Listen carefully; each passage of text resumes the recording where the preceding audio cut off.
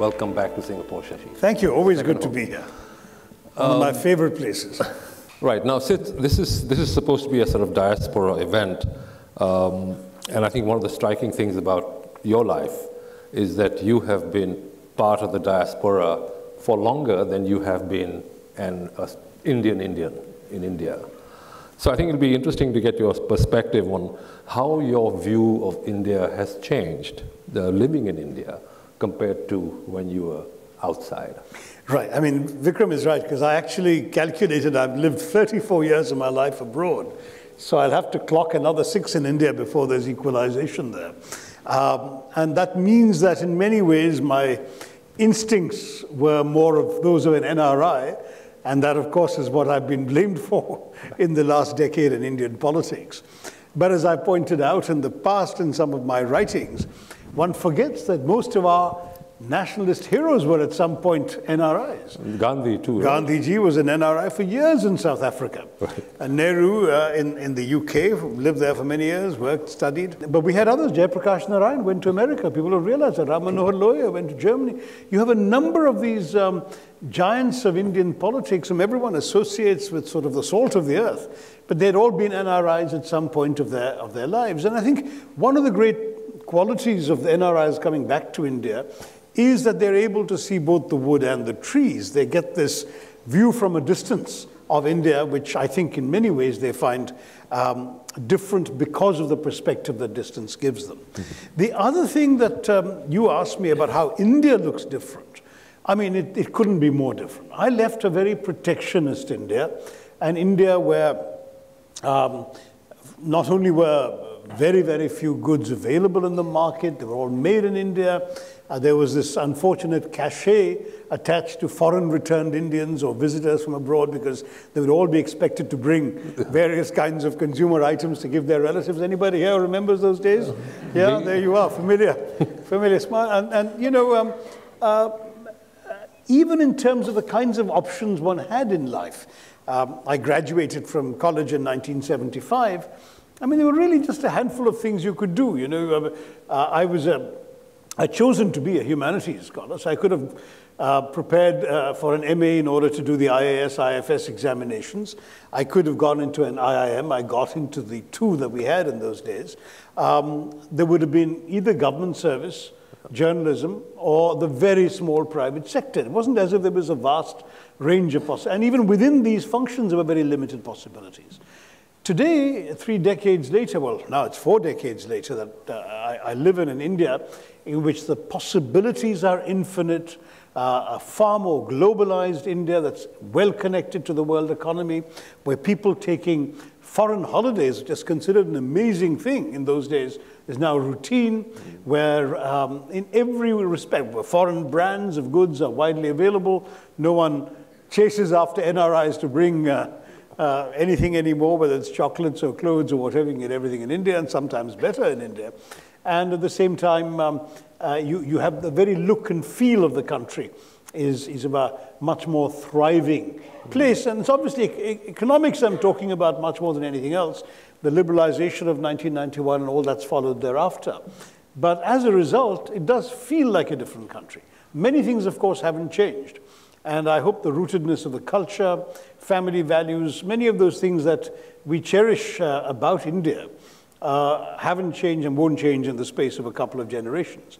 But a lot of the material substance of life is unrecognizable. But you just mentioned something just now, that being an NRI is something people needle you about. Is it a liability to have been an NRI, to be a politician in India? Well, it was a liability in the sense that coming back into politics, which was already a leap, because, you know, every profession resents the outsider, but politics most of all, because almost everyone in Indian politics has been nothing else all their lives but a politician, very often starting from their student days. Right. So the resistance to an outside interloper is that much greater in politics. When Vikram came into journalism from the IMF, there must have been a few journalists who thought, who's this guy? You know, he's worked in the IMF, why does he come and pretend to be a journalist? I mean, you must have some resentment. But it's nothing compared to the resentment one stokes, because people feel, you know, we have been working on the ground all these years, and this fellow comes and eats our lunch. Parachutes from, yeah. Yeah, that was certainly part of it. And on top of that, coming from abroad. Now, it so happened that in some ways it also worked to my advantage. For example, in my first election campaign, my opponents, the principal opponents, were the Communist Party in Kerala. They actually ran on this issue. They said, who's this fellow? He's used to sitting in three-piece suits in air-conditioned offices in foreign countries. What does he know of us and our problems? How can he represent us? So they attacked me on the grounds that I was really an NRI for most of my life. Right. And what I was able to do, that was actually a very easy criticism to overcome, because all I had to do was dress, as I always did in Kerala, in my munda, the Kerala dhoti, and go out into the fields and the street corners on the hottest days of the year. The campaigning was March, April, right. and speak my very modest and far from fancy Malayalam, but enough to say to people, look, as you can see, I have enough Malayalam to understand your hopes and your dreams, and more important, I have the English and the Hindi you need to have those hopes and dreams fulfilled in Delhi. There's no point, you know, the most authentic Munda wearer in Kerala may not be the most effective representative you want in Delhi. Right. And that worked. It got me elected with a record majority that year. Right. And though my majority has been slashed somewhat since, I survived the Modi wave, and I'm still in Parliament. The official view of the diaspora has changed. I remember in the 70s, and I was in India in the 70s, and the diaspora was viewed somewhat with suspicion. You know, they're saying there were even politicians who sort of considered them to be traitors, who kind of left and gone, and we don't want anything to do with these people. But I think in the 80s onwards, there was a more constructive kind of attitude. Well, it was more matlabi, to be honest. Matlabi, okay. You have to explain matlabi. Matlabi means calculative, what they call calculative in English.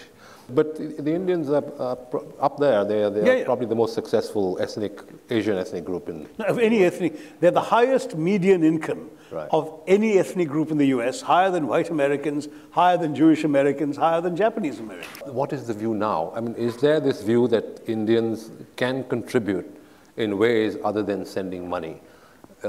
Is there a move sort of to tap the so-called brain bank of the NRIs? Is Very that much. happening? I mean, you're quite right, Vikram, that at the beginning, the attitude, and I remember a minister more or less saying this, was you've gone and made your bed abroad, now you lie in it, don't turn to us when you have problems.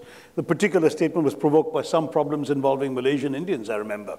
And in the 60s, there was almost a hectoring tone, a self-righteous tone of Indian leaders saying, you know, we have chosen to stay behind in our country and deal with its problems. You fled, don't look to us. That was the tone. And of course, in many ways, Indians were shaken to see the Chinese had a very different attitude to their diaspora. They were very supportive, even when they couldn't directly help.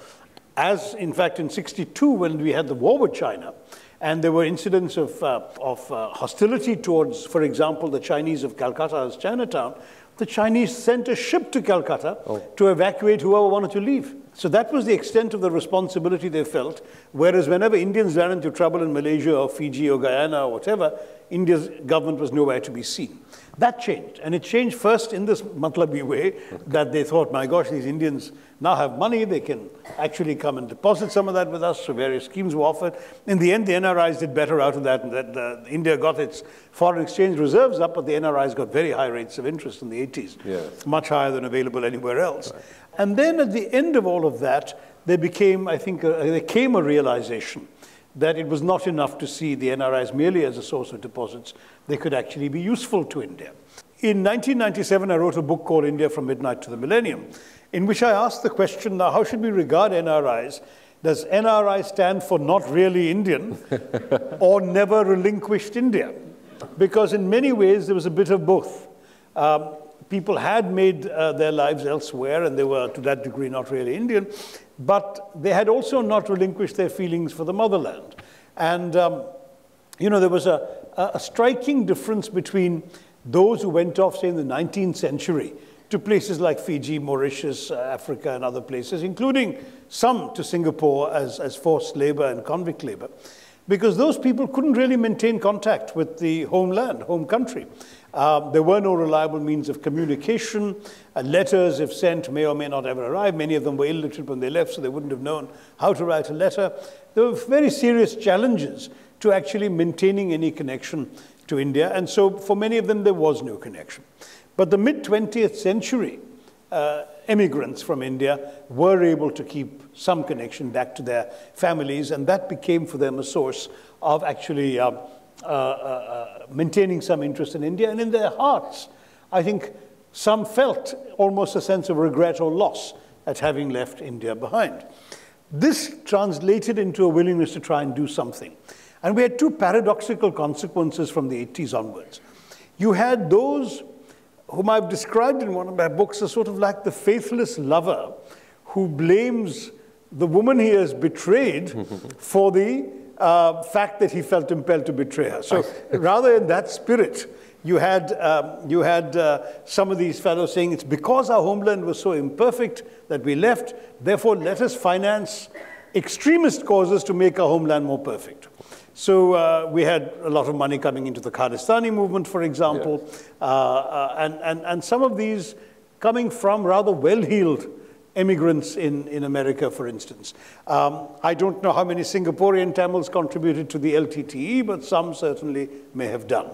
And this tendency to idealize your homeland and to finance extremist changes there is not confined to India alone. The Irish Republican Army is a famous example of the same phenomenon. Yeah. But the second aspect of it was those who were really willing to try and contribute to the well-being and uplift of India. And as Indians prospered more and more abroad, the desire and the ability to give back kept going up more and more as well. With the result that we had a situation where, by the late 90s, it was very clear that Indians were useful in at least a couple of ways. In their countries, they had become more important, more affluent, and therefore more influential. I remember Vijay Amritraj playing tennis regularly with President George Bush in the White House. Oh, really? What a great voice he was for us. Yeah, they would go and play on Sundays. Okay. And so he was able to pass messages on to the President of the White House saying, be more sympathetic to India. While speaking still of President Bush Sr., the largest fundraiser for his election campaign was a Malayali dentist, I believe, called Dr. Zachariah in Florida. Right. And so the Indian embassy could reach out through him to the White House. This kind of thing became one major asset. And the second was the way in which in India, people started giving charitable contributions, setting up schools, setting up hospitals and dispensaries, often giving aid to the institutions from which they'd graduated themselves in order to improve facilities. A lot of the IITs got a lot of money from alums who went out, IIMs increasingly as well. So you suddenly find that this brain drain was becoming a brain gain, as some of these people were giving back. I started writing again about this phenomenon somewhat later, saying maybe now we should have yet another definition of NRI. They're sort of the national reserve of India. Ah. Now, Shashi, I want to move to the book that you're going to sign later on, Inglorious Empire. It's made waves all over the world. I think you've appeared on so many panels to discuss it. First of all, I know there's a story on how it came about. How did you suddenly, from out of the blue, write this book about the British Empire? Well, to be honest, it was quite by accident because I happened to be visiting the UK. I was invited to participate in an Oxford Union debate. Right. The students came up with the title, Does Britain Know, or this House believes that Britain owes reparations to her former colonies.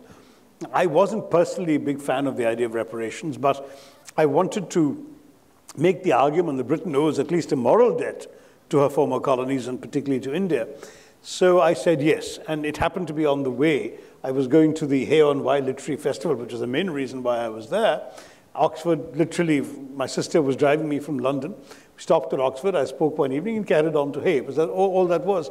The debate went very well, the audience loved it, got a standing ovation, we won the debate handily. But after that, I forgot. One of these many, many events one does at various college auditoriums and so on around the world. And I almost forgot about it until 3 or 4 weeks later, the Oxford Union posted the video on YouTube. And as I often do with my speeches, I tweeted about it, saying, here's a speech I made on such and such. To my astonishment and that of everyone I knew, the thing went viral. Within less than 24 hours, 3 million people had seen the... I got it on WhatsApp, sent by various people, yeah. Go on, yeah. No, innumerable more people through those means, WhatsApps, other people downloaded it. I heard of schools that were playing it practically on an endless loop to their children. A seminar was held at a university, the Central University of Jammu, all day long to discuss. And this is an 8-minute speech on YouTube, for God's sake. Hardly a serious, historically researched work. But when I made that speech, and it did so well, and went so far as to capture even the imagination of the Prime Minister, who said some kind words about it. He said, I'd said the right things in the right place at the right time, or words to that effect. At that time, my publisher called me, David Damodar of Aleph Books, and said, you've got to convert this to a book. And I said, come on, everyone knows this stuff. What's the point? And he said, no, they don't, because if they'd actually known this stuff, your speech wouldn't have gone viral. Which seemed to make some sense. So I said, all right, I'll write it. And of course, I knew the argument I wanted to make, because that was the argument of the speech.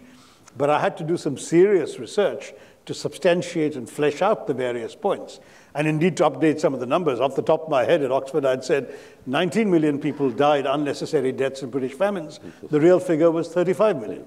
So I had to really go into the research, substantiate it, and then come up at the end with the book, which indeed has had considerable success, most surprisingly in England itself. Is it your most best-selling book so far? Oh, yes. In fact, it sold about 100,000 copies in hardback. Wow. If any of you has a paperback of the Indian edition, An Era of Darkness, it is pirated, I'm sorry to say, because it got so popular that Amazon started selling pirated paperbacks of An Era of Darkness, and I refused to sign those because I'm not sure I want to give the pirates any business.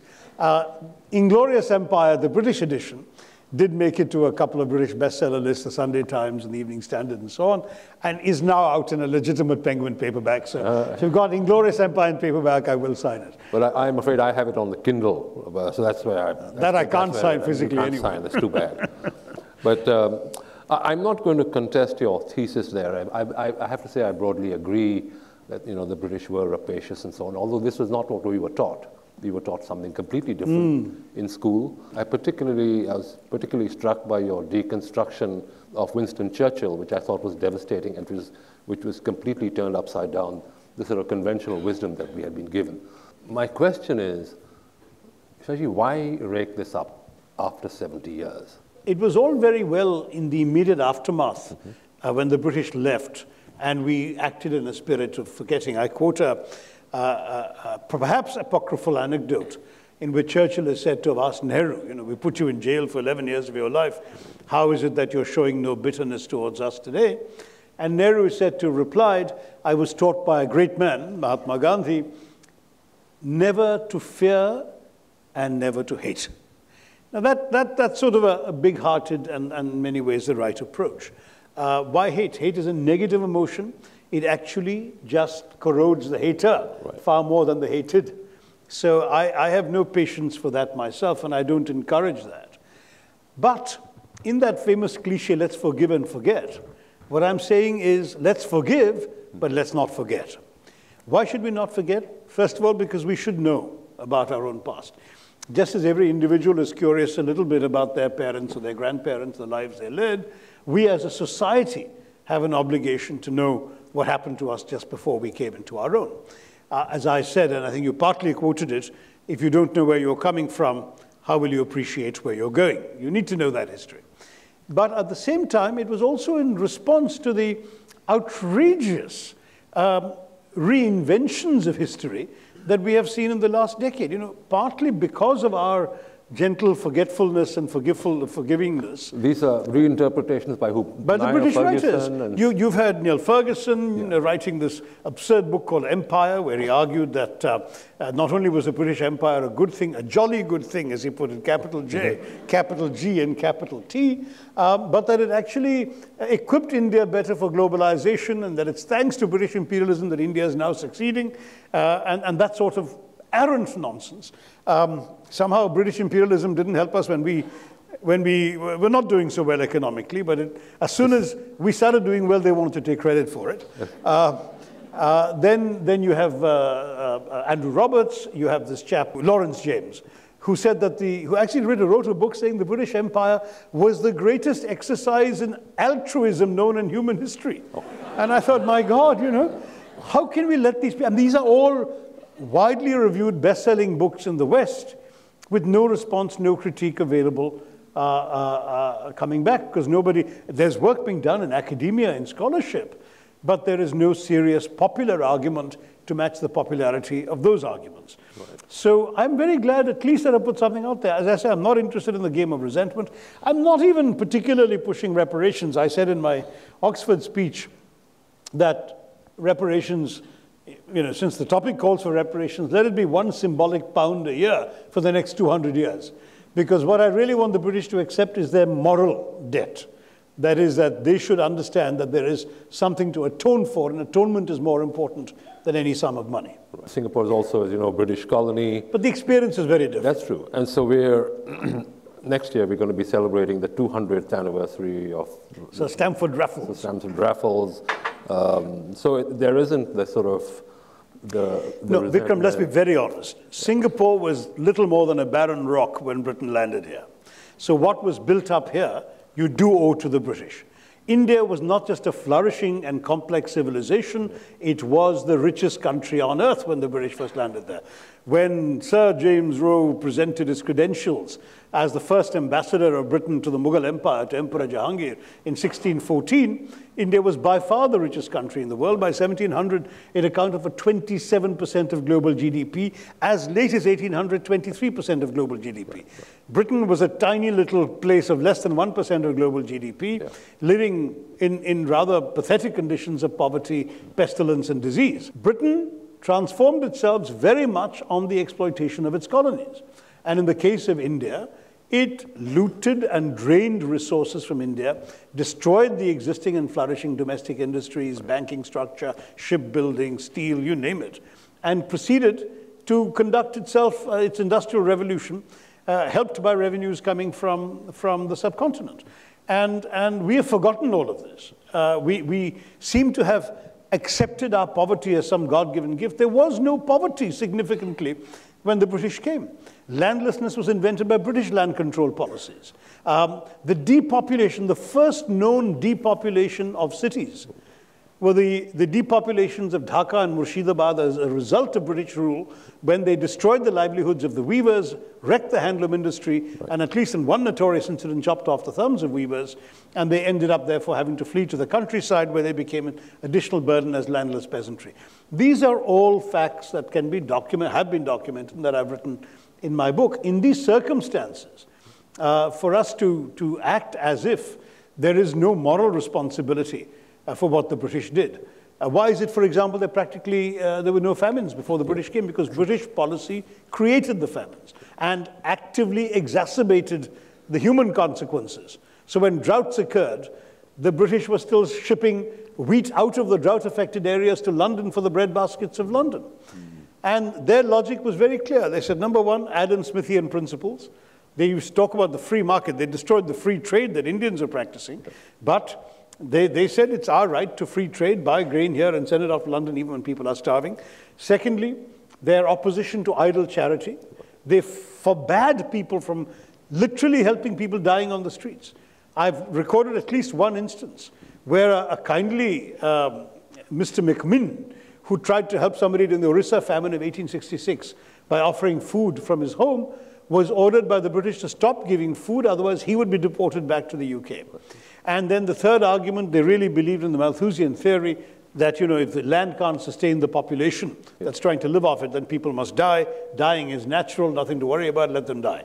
And this was the attitude. It should have stayed deeply embedded in their consciences, but 35 million people died because of such policies and such approaches. Right. And it went on as late as the 1940s, the Great Bengal famine, which was deliberately exacerbated by Churchill's policies. When Churchill ordered wheat to be shipped out of Bengal, what is more, not just to feed people in war-torn Britain or whatever, but to increase the buffer stocks in Europe in the likelihood of a possible future invasion of Greece and Yugoslavia. When questioned about his priorities, he said the starvation of anyway underfed Bengalis matters much less than that of sturdy Tommies. Okay. On top of that, when again people said, but people are dying, he said, it's all their fault anyway for breeding like rabbits. I hate Indians, he said. They're a beastly people with a beastly religion. And then at the end of all of that, when ships from Australia laden with wheat were coming, docking in Calcutta, they were forbidden from unloading their stocks. They were sent off, but 4.3 million people died. And when officials of conscience wrote to London saying, do you realize your decisions are killing people? 4.3 million people are dying in Calcutta. All Churchill could bring himself to do was to write on the file, why hasn't Gandhi died yet?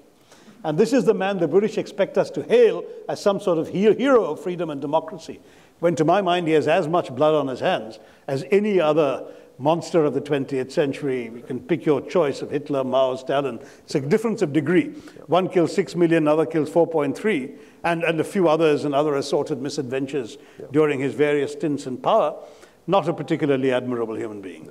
I'm in sympathy with your thesis. My only point was that British imperialism, India was probably a particularly egregious case of harm being done, whereas in Singapore and Malaya, the experience was probably much more benign. I mean, it was. Yeah, until the British turned tail and fled and left Singapore to the Japanese. This is true. But that's another story. This is true. So Indians were not only the victims, they were also the players. Yeah, they were. And they also victimized other Indians. And without their connivance, the Raj could not have happened. You could not have a 50,000 Britishers. A little more than that, but yeah, not much more. I mean, you're right. I mean, throughout the numbers were ridiculous. So what does it say about the Indians, the Raj experience? No, I'm afraid I do mention, perhaps I should have made more of a mention of it, I do mention in the book that there was a lot of venality, cupidity, selfishness right throughout.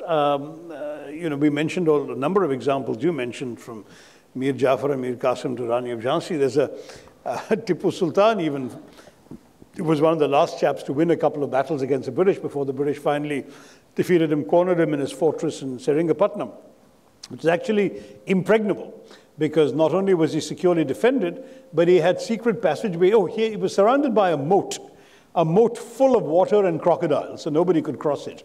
And on top of that, there were secret passages under the moat for supplies, ammunition, and so on to come in. So he was actually wearing out the besiegers when, of course, he was betrayed by one of his own courtiers, who, for a considerable sum of money, revealed to the British the location of the gate that would let them in under the water and come in. And they came in and of course, killed Tipu Sultan.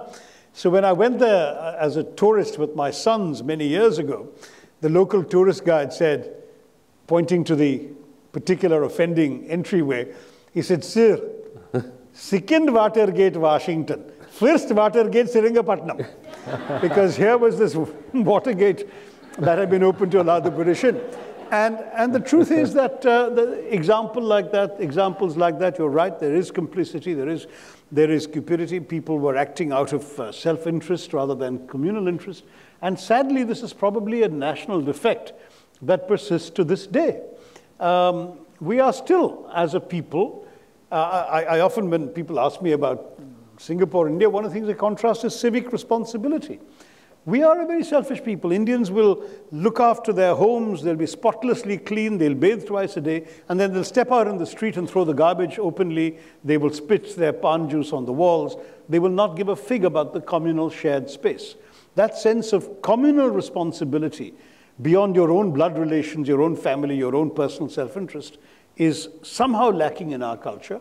And I think that explains to a great extent why so many allowed themselves to be complicit. For every hero, freedom fighter, nationalist, you'll find perhaps 3 who were serving the Raj and its institutions or gaining from it, or felt that they were better off under it. Sure, I accept that. Yeah. That doesn't absolve me of the responsibility for constructing the argument I have, which is based on objective evidence. Yeah, but there were good and bad on both sides. Oh, yeah. Yeah, so that's interesting. Now, but the good English were there in India doing good because the rest of Britain had come to do well. I mean, the fact is that, that especially in the initial days of the East India Company, Britain was in there for the money, and they made no bones about it. Yeah. I've quoted a letter from a young, not terribly well-qualified young man writing to his father saying the best place in the world for a mediocre Englishman of little attainment to make a fortune is India. And that's what they came for, and they did it. And Clive stole so much from India that the British had the gall to call him Clive of India, as if he belonged to the country, when all he did was ensure that much of the country belonged to him. And then he marveled at his own self-restraint in not looting even more than he had. I mean, I pointed out that the British took the word loot into their dictionaries as well as their habits. It's a Hindi word. But, it's an Indian word, right? It's an Indian word, yeah. I mean, there's so many things they've taken into their English language that we even don't realize came from India. And loot, thug, mugger, shampoo. Shampoo comes from the British. The only Hindi they knew was in the imperative form, you know.